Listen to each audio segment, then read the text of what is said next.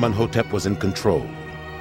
Nubia's mines supplied most of Egypt's gold, and gold was what allowed Amenhotep to control his rivals. The requests from the foreign kings is for gold, gold and more gold, because, as says one of these kings, in your land gold is as plentiful as dust. It's the Fort Knox of the ancient world. Amenhotep had secured the gold supply. But more and more of this gold was pouring into the temple of Amun-Re. Amenhotep's priests in Thebes now controlled a third of Egypt's wealth. They also interpreted Amun-Re's will, which Pharaoh had to obey. At this stage, the priests of Amun-Re were probably more powerful than they had ever been in the history of Egypt. The high priest of Amun at Karnak would probably in fact have a power superior to that of the king. To shift the power away from Amun-Re's priests, Amenhotep began to show interest in another minor god, the Aten, the visible sun. It could hardly have seemed important, yet it was about to change everything. In 1352 BC, Amenhotep III, the great king, the diplomatic genius, died. Egypt was plunged into mourning.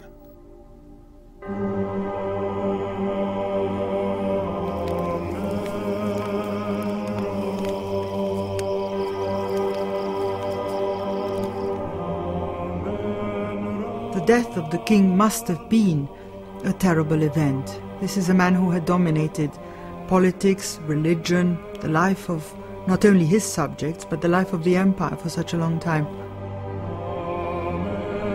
Even in the Near East, Amenhotep was mourned by his rivals. Foreign kings wrote to his widow, Queen T, expressing their personal grief.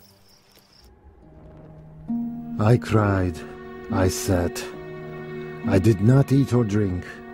I mourned, saying, if only I were dead, or 10,000 were dead in my land, and that my brother whom I love and who loves me were alive as long as heaven and earth.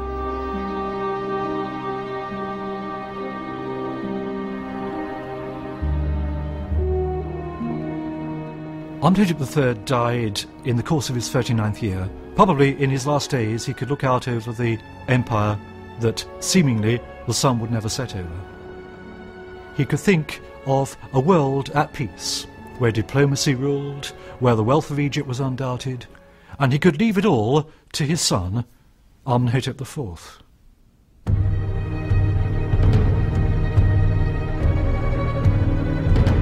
Amenhotep IV had grown up in the most powerful family on earth. Now he found himself pharaoh and ruler of Egypt's empire. In the first years of Amenhotep IV's reign, it must have seemed like nothing had changed. But at his court, the new pharaoh was encouraging ideas that would soon transform Egyptian society. A radically new style of art was flourishing. According to the artists, it was the pharaoh himself who had taught them. These artists rejected the conventions of traditional Egyptian art.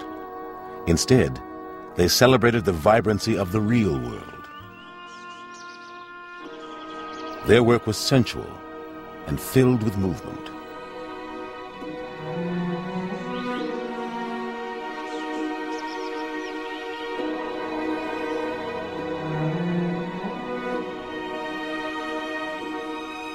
But what shocked Egypt most were the new depictions of the royal family. To a modern eye, they seemed peculiar. To conservative Egyptians, they must have been staggering. Suddenly you get a sort of celebration of ugliness, and the bodies become extraordinarily proportioned. You've got sort of a thin torso and thin shoulders, massive hips on male figures as well as female figures.